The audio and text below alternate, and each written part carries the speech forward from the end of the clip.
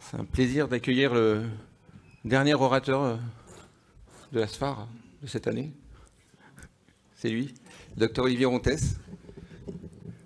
Il y a encore un point d'interrogation. Y a-t-il une place pour les adjuvants du coup? Alors, merci Marie-Laure, merci Vincent de me donner la parole. On m'avait dit, tu vas voir, il n'y a personne. En fait, c'est quasi plein l'amphi, donc c'est bien. Donc moi, le challenge aujourd'hui, c'est de savoir s'il y a une place pour les adjuvants dans la chirurgie ambulatoire. Donc je vais m'acharner à vous montrer qu'il y a une place pour les adjuvants, et qu'en plus, cette place, elle est décisive en fait. Donc, je fais un petit sondage. Donc, vous allez prendre vos smartphones. Je n'ai pas de conflit d'intérêt. Vous allez prendre vos smartphones. Il faut aller scanner le QR code ou vous rendre sur la Keynote. Voilà.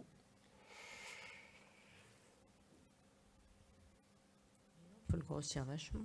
C'est bon?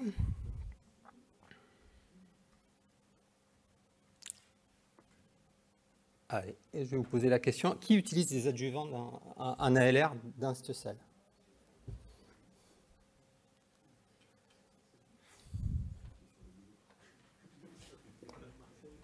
Bon, c'est une question simple.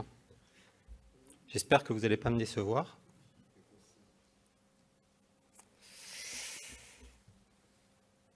Bon, manifestement, beaucoup de monde utilise des adjuvants, donc c'est bien. Alors, c'est quoi un adjuvant? Alors, j'ai pris le Larousse médical pour la définition de l'adjuvant. L'adjuvant, c'est un médicament ou un traitement qui va renforcer ou compléter l'effet de la médication principale. Donc, premier point, vous voyez bien que c'est un deuxième traitement et qu'il n'y a aucun rapport entre la voie d'administration. Donc, un adjuvant peut très bien être administré concomitamment au médicament principal, ici l'anesthésie loco-régionale, ou bien il peut être administré par une autre voie, notamment la voie intraveineuse. On va bien sûr y revenir. Alors pourquoi un adjuvant? J'ai pris la même publication que Philippe, une étude de cohorte, 50 000 patients en Allemagne, qui montre que sur 180 procédures chirurgicales, en fait, il y a 40 procédures qui entraînent une douleur très intense.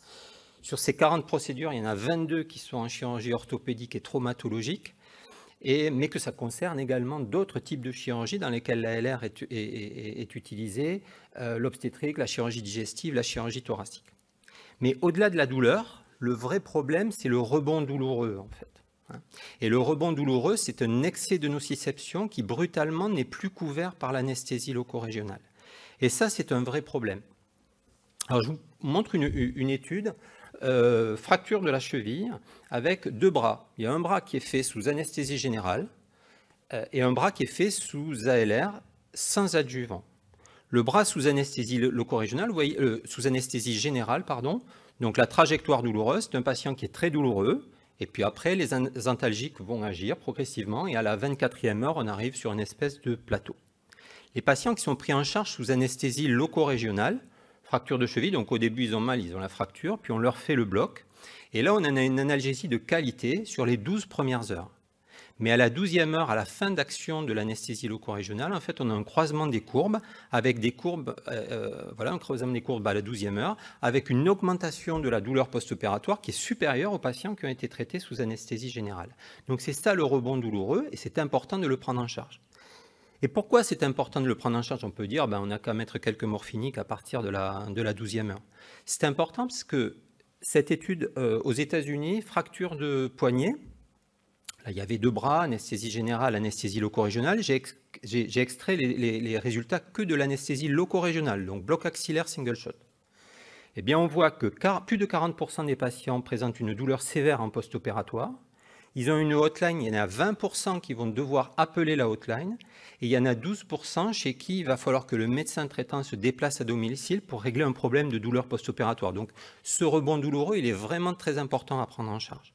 Et la physiopathologie, elle n'est pas totalement connue, mais quand même il y a des pistes. Il y a une hyperactivité en fait anormale des fibres C, il va y avoir une hyperexcitabilité des nocicepteurs, et puis quelque chose d'important, c'est que les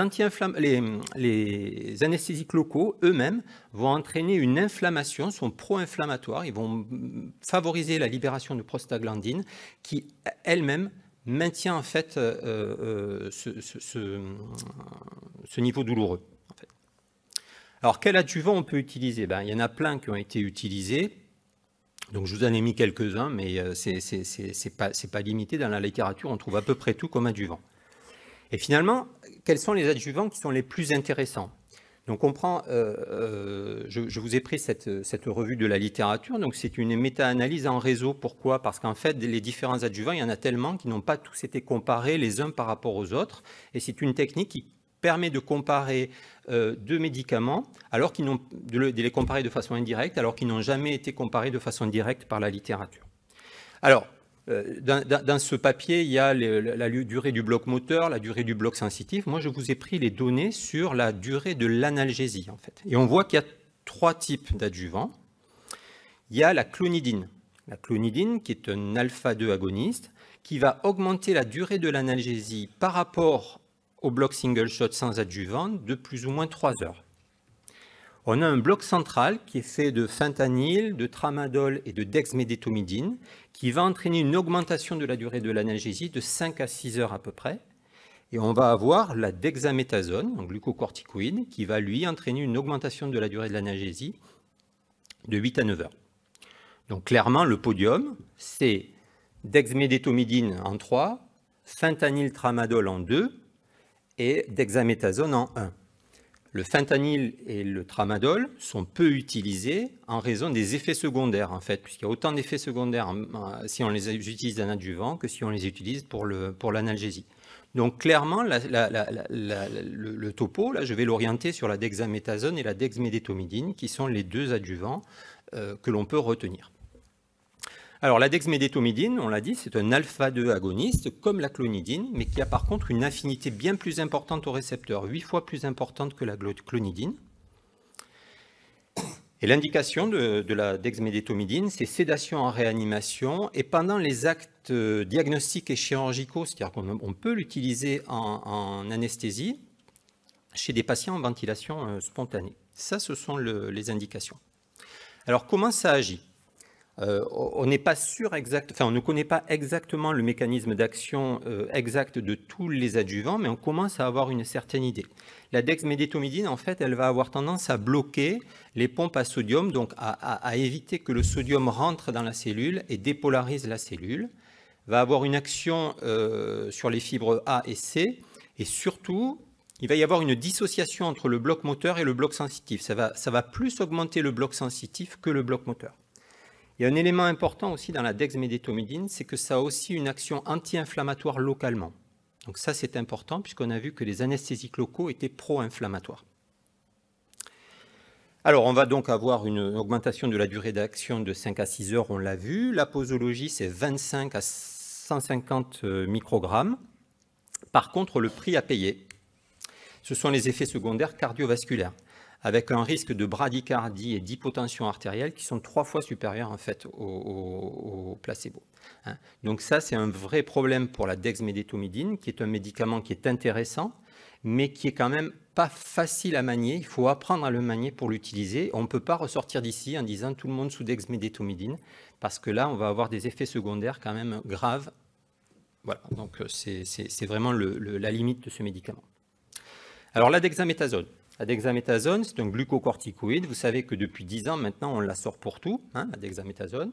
Et là aussi, son mode d'action n'est pas totalement connu, mais on sait maintenant qu'il existe des récepteurs à glucocorticoïdes sur la membrane qui vont bloquer les pompes à potassium. Donc ça va limiter l'hyperexcitabilité des fibres C. Ça a un effet vasoconstricteur local et bien sûr, c'est un corticoïde. Il a une puissante action anti-inflammatoire générale, bien sûr, mais locale au niveau du nerf et donc combattre un petit peu l'action pro-inflammatoire des anesthésiques locaux. Alors, donc on va avoir une durée d'analgésie donc prolongée, on l'a vu. La posologie, dans la littérature, on retrouve 10 mg en intraveineux et 4 mg en périneural. Et le prix à payer, là par contre, il est plus facilement gérable. C'est une augmentation de la glycémie, spécialement chez le patient diabétique. Alors, on va ouvrir un petit peu une question qui a fait débat il y a quelques années, ça a fighté il y a quelques années sur la voie d'administration des adjuvants, intraveineux ou périneural. Alors, prenons d'abord la dexmédétomidine. Bien, clairement, la dexmédétomidine est plus efficace en périneural qu'en intraveineux. Mais le delta est relativement faible, il est de 2 heures. Donc vous allez être plus efficace si vous faites de la dexmédétomidine en périneural, mais vous allez gagner 2 heures d'analgésie. Donc le gain, il existe. Est-ce qu'il est pertinent? C'est à nous de le décider. Pour ce qui est de la dexaméthasone, là les papiers sont quand même clairs et nombreux. Il n'y a pas d'avantage à utiliser une voie par rapport à l'autre. La voie intraveineuse est tout aussi efficace que la voie périneurale. Alors, quid de l'AMM? Ça a été une grande question. En fait, l'utilisation des adjuvants, au départ, quand on a utilisé la dexaméthasone en périneural, on me dit « vous êtes fous, c'est hors AMM ». Bon. En fait, l'utilisation des adjuvants est une utilisation de médicaments hors AMM, quelle que soit la voie d'administration. Il n'y a pas dans le dossier d'AMM de la dexmédétomidine ou de la dexaméthasone la prolongation de l'action des anesthésiques locaux. Hein, voilà. Donc, quelle que soit la voie d'administration, on va être hors AMM. Mais ça, c'est le cas quand on fait de la pédiatrie, c'est le cas quand on fait de l'obstétrique, etc. Et par contre, les papiers, les publications sont nombreuses pour montrer l'efficacité et la sécurité de l'utilisation des adjuvants. Il n'a pas été démontré, là j'ai pris un papier qui avait été fait dans le service de Vincent, il n'a pas été démontré de neurotoxicité de la voie périneurale, d'accord ? Et c'est confirmé par de nombreux papiers, et peut-être même une action protectrice sur la neurotoxicité des anesthésiques locaux. Et donc, au total, ce qu'il faut retenir, c'est que la molécule la plus neurotoxique qu'on utilise à côté du nerf, c'est quand même l'anesthésique locale, et que cette neurotoxicité, elle est temps et concentration dépendante. Donc, il faut vraiment s'acharner à limiter la concentration des anesthésiques locaux, plutôt que de se focaliser sur la voie d'administration des adjuvants. Alors, je ne suis pas en train de vous dire qu'il faut faire du périneural, je suis juste en train de modérer un petit peu les controverses qu'il y a eu et qui parfois persistent. Alors, dexaméthasone ou dexmédétomidine finalement? Eh bien là, clairement, la dexaméthasone est supérieure à la dexmédétomidine. On a une durée d'analgésie qui est supérieure à 2 heures. Donc vous voyez, tout à l'heure, je vous ai montré la dexmédétomidine. Si vous la faisiez en périneural, vous gagnez 2 heures. Et on gagne 2 heures et on se met l'équivalent de la dexaméthasone en intraveineux. D'accord ? On va avoir des durées de bloc sensitif et moteur qui seront identiques. Donc probablement que la dexaméthasone lisse plutôt la fin du bloc plus que la dexmédétomidine. Et le prix à payer, toujours pareil pour la dexmédétomidine, ce sont les effets secondaires. Alors est-ce qu'il n'y aurait pas un intérêt à les mélanger finalement, ces adjuvants ?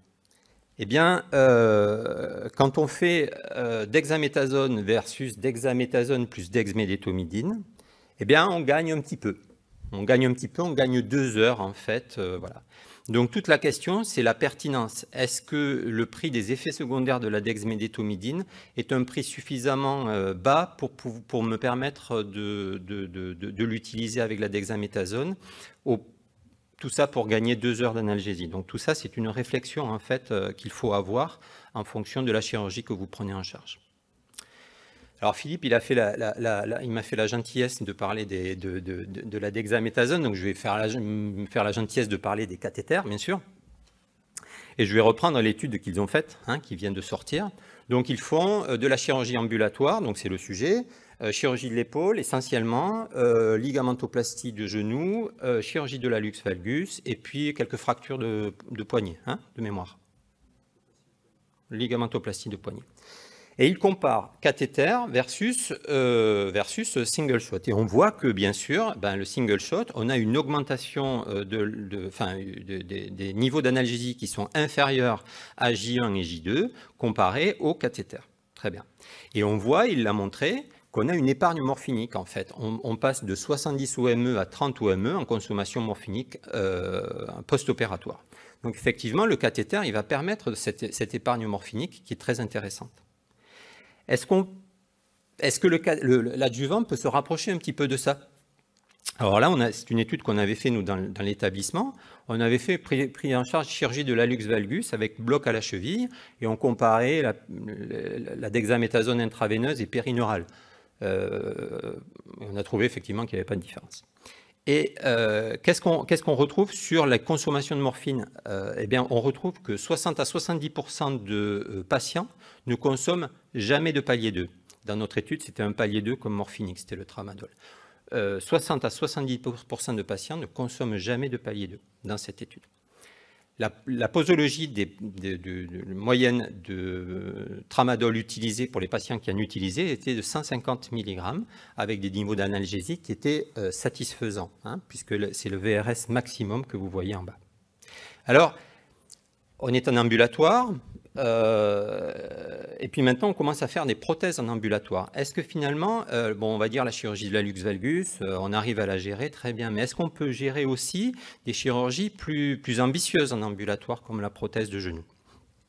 Alors là, on vient de sortir une étude, on avait comparé sur la prothèse de genou les blocs proximaux versus les blocs distaux et on regardait quelles étaient les techniques les plus efficaces.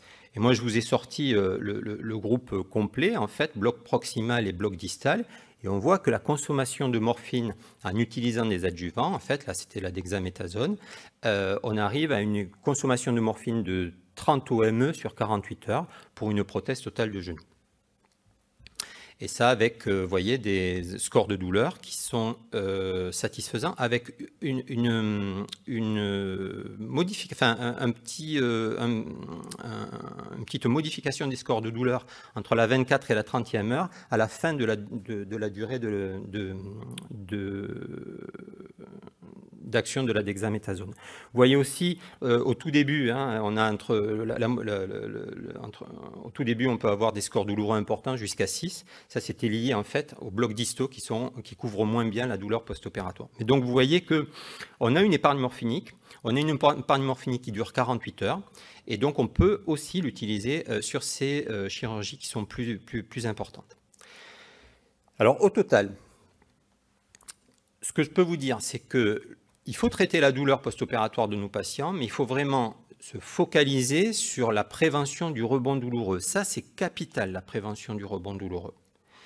Que dans ce cadre-là, eh bien, les adjuvants, c'est quand même l'efficacité et la simplicité. Et que vous devez repartir d'ici avec le message que l'adjuvant utilisé, c'est la dexaméthasone et pas la dexmédétomidine. Encore une fois, c'est un médicament qui est efficace, mais qui n'est pas facile d'utilisation. Il faut vraiment l'appréhender, au risque d'avoir sinon des effets secondaires graves. Alors, qui a raison au final? Est-ce que c'est Philippe Griot avec ses cathéters? Est-ce que c'est Sébastien Campard avec la Wallante? Alors, je ne savais pas qu'ils allaient venir, mais est-ce que c'est Frédéric Le Sachet et Sébastien Bloch avec l'art tronculante? Ou bien est-ce que c'est moi, parce que je suis le dernier à parler et que donc forcément j'ai raison? Alors, vous voyez que j'ai pris le foot, donc j'ai quand même été assez modeste, hein, parce que j'aurais pu prendre le rugby. À ce moment-là, on écrasait le match. Hein. On écrasait le match parce qu'on cherche toujours une équipe de rugby dans la ville de Marseille. Bon. Et en fait, c'est tout le monde qui a raison. C'est tout le monde qui a raison. Parce que le plus important, si on ne l'a pas entendu 100 fois dans le congrès, c'est qu'on était sourd. C'est le plus important, c'est le parcours du patient. Il vous faut construire des parcours patients qui soient cohérents avec la chirurgie que vous prenez en charge.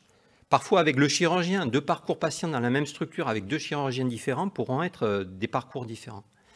Avec la structure dans laquelle vous utilisez, que vous travaillez, et également avec les structures que vous avez mises en post-opératoire. Philippe l'a expliqué, les cathéters à domicile, ça demande une organisation. Voilà. Les adjuvants, faire rentrer à la maison un patient avec un quadribloc sous adjuvant, donc avec un bloc moteur, ça demande une organisation. Donc en fait, le plus important, c'est de se préoccuper de ces patients. Et une fois que vous aurez fait votre parcours, à ce moment-là, la technique et les médicaments que vous utiliserez, ben, elle viendra d'elle-même en fait. Voilà le message que je voulais vous faire passer.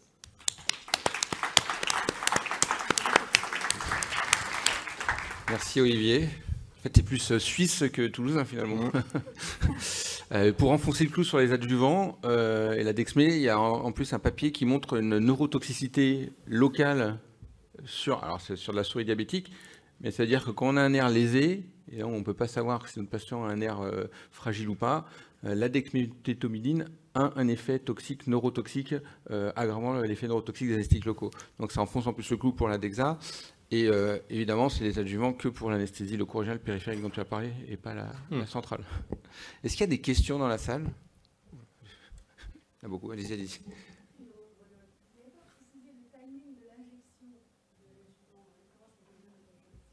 C'est plutôt concomitamment à la réalisation de l'anesthésie loco-régionale. Alors, si je veux être totalement honnête, parfois on oublie un peu et ça peut être un petit peu après. Hein, mais normalement, c'est concomitamment aux anesthésistes locaux.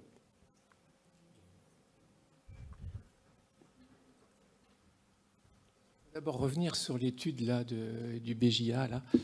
Je vous rappelle que tous les patients avaient de la dexaméthasone. Non. Je voudrais rappeler aussi, pour y avoir participé, que certains patients single shot ont dû être réhospitalisés. C'était pas du drogue que vous utilisiez en...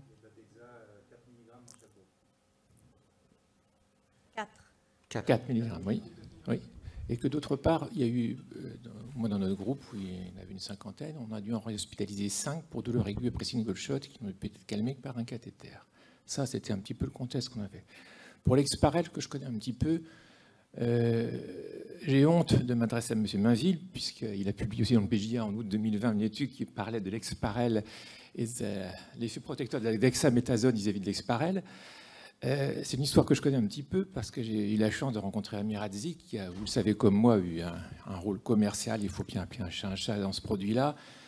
Il y a une grosse pression commerciale et ça s'est terminé, peut-être pas encore, mais presque dramatiquement, puisque dans l'anesthésiologie, en 2021, début, il y a eu un article pour dire, enfin une méta-analyse qui a dit ça, c'est pas bien, il ne faut pas employer ce produit. Et le labo a menacé de procès l'éditeur d'anesthésiologie pour fausse information. Donc les choses ne sont pas encore terminées, vous le savez certainement. Donc moi, ce que je voulais demander à M. Mainville, c'est ce qu'il pensait donc de cette histoire d'Exparel, de risques neurologiques et de protection par la dexaméthasone. C'est compliqué. Nous, c'était encore une fois, c'était du préclinique. On avait récupéré l'Exparel parce qu'on n'en avait pas en France. Donc on l'a récupéré des États-Unis. Et oui, nous, on croit beaucoup dans mon équipe à l'intérêt de la dexaméthasone en périnerveux. Je me mouille complètement pour tous les effets, notamment l'effet neuroprotecteur direct de la dexa. D'accord ? Et c'est ce qu'on a retrouvé avec l'Exparel. Après, l'Exparel, on n'a pas d'expérience pour l'instant en France. Les retours un peu, vous en avez parlé des États-Unis, c'est quand même pas le truc qui va nous faire que la NSM ou qui que ce soit va nous le faire rentrer dans notre pharmacopée. Et je pense que déjà, on a vu avec les différents orateurs qui sont là, on a déjà beaucoup de ménage à faire et de comparaisons à faire et de savoir qu'est-ce qu'on va mettre, périnerveux, cathéter, wallante, machin. On a déjà beaucoup de choses à faire pour pas se rajouter encore un autre médicament. Où là, pour le coup, on a un petit peu de recul parce que ça fait un corps étranger en contact du nerf. Bon, le cathéter aussi, mais on le retire à un moment. Alors que l'Exparel, on ne sait pas à quel moment il est complètement éliminé. Donc ça crée vraiment une réaction inflammatoire du fait de ces microcapsules. Tatiana, tu avais une question? Vous pouvez parler un peu plus fort, on ne vous entend pas.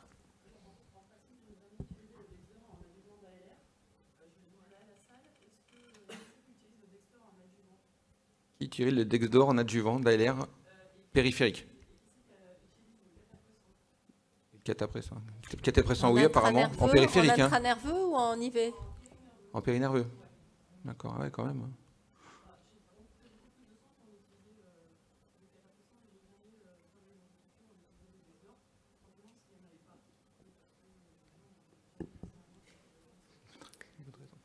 Oui, alors le Dexdor, il n'est pas disponible partout. Certains ont raconté que c'était à cause de son coût, c'est 7 € l'ampoule, je crois, donc on reste quand même, c'est moins que d'immunographeuse pour le chirurgien, donc il faut, voilà, mais je crois que c'est ça qui a limité sa diffusion. Mais au-delà de ça, c'est vraiment un médicament qu'il faut apprendre à manier. Donc il peut être intéressant, nous on l'utilise pour la chirurgie majeure sous ALR parce qu'il a un côté sédatif, donc il prolonge la durée d'action des anesthésiques locaux, mais il a un côté sédatif qui est intéressant. Mais vraiment, il y a un risque de bradycardie et d'hypotension qui est quand même important. Donc il faut vraiment l'injecter très prudemment, bien vérifier les contre-indications cardiologiques. Donc on peut pas dire à tout le monde allez-y quoi, parce que voilà. Et en plus, il fait pas mieux que la dexaméthasone.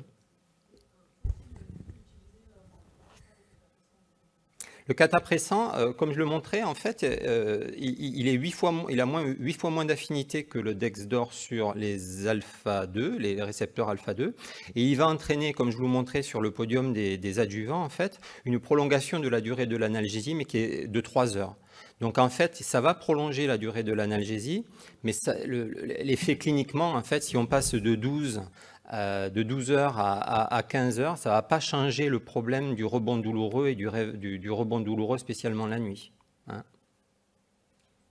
Tu as montré juste une étude où on fait à la fois Dexdor et dexaméthasone en intraveineux. Qu'est-ce qui permet de penser, je ne suis pas complètement d'accord sur le fait que c'est très compliqué à utiliser, moi je trouve ça plutôt assez simple. Qu'est-ce qui retient dans ton exposé de dire qu'on fait les deux? Ce qui me retient, c'est que c'est plus efficace, c'est significativement plus efficace, mais c'est 2 heures d'analgésie supplémentaire. Donc toute la question est de savoir si c'est cliniquement pertinent. Alors je t'avoue, Marie-Laure, qu'il nous arrive de faire les deux. Hein, il nous arrive de faire les deux dans certaines indications. Nous, on est organisé pour faire de la prothèse de genou sous quadribloc seul, donc on rajoute du Dexdor parce qu'il y a le côté sédatif, tout ça. Mais je veux être prudent parce que je ne voudrais pas que le message, parce que on a eu des bradycardies avec des BAV de premier degré en fait, et c'est pas une contre-indication à l'utilisation du Dexdor. Et on a eu des bradycardies assez sévères. Donc on se dit, est-ce que pour un médicament qui est quand même l'équivalent de la dexaméthasone en prolongation, on ne peut pas vraiment dire allez-y quoi. Donc c'est juste, il faut apprendre à le manier ce médicament. C'est juste ça que je voulais dire. Il y a d'autres questions, d'autres remarques dans la...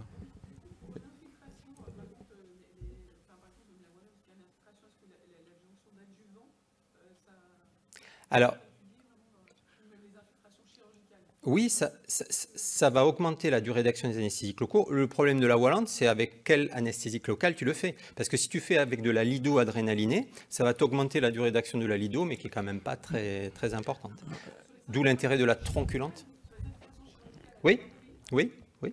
Alors peut-être pour moduler ce truc-là, c'est qu'on peut faire un analogie aussi avec l'anesthésie périmédulaire centrale où ça a été une véritable poubelle, c'est-à-dire que les anesthésistes ont mis tout et n'importe quoi dans le dos et c'est un peu la même chose qu'on a vu dans la littérature périnerveuse. Sans plus de data que ça, donc c'est vrai que c'est marrant le truc alors qu'on a des belles datas sur la DEXA, alors il y a des choses beaucoup plus... Le problème aussi c'est l'hygiène, c'est-à-dire que ce qui est prouvé c'est que vous faites l'anesthésie locale, ça pour l'instant on ne fait pas d'anesthésie locogénérale sans anesthésie locale, plus un truc, plus un truc, plus un truc. Donc à chaque fois vous additionnez le risque de faire une faute d'asepsie. Et entre nous, on est pro-LR, mais les complications infectieuses liées à l'anesthésie locogénérale, y compris en injection unique, ça existe. Donc voilà, l'idée c'est vraiment de limiter peut-être aussi le nombre d'adjuvants pour aller dans le sens, on a un truc qui fait bien, qui est assez souple, qu'on met en périnerveux ou en ce qu'on veut, mais attention, évitez trop de mélange, parce qu'à un moment vous allez vous retrouver dans une faute d'hygiène où on peut en faire tous. Est-ce qu'il y a une dernière question dans la salle? Non, merci à toutes et à tous, on se retrouve l'année prochaine. Merci au comité d'organisation toulousain. Bon week-end.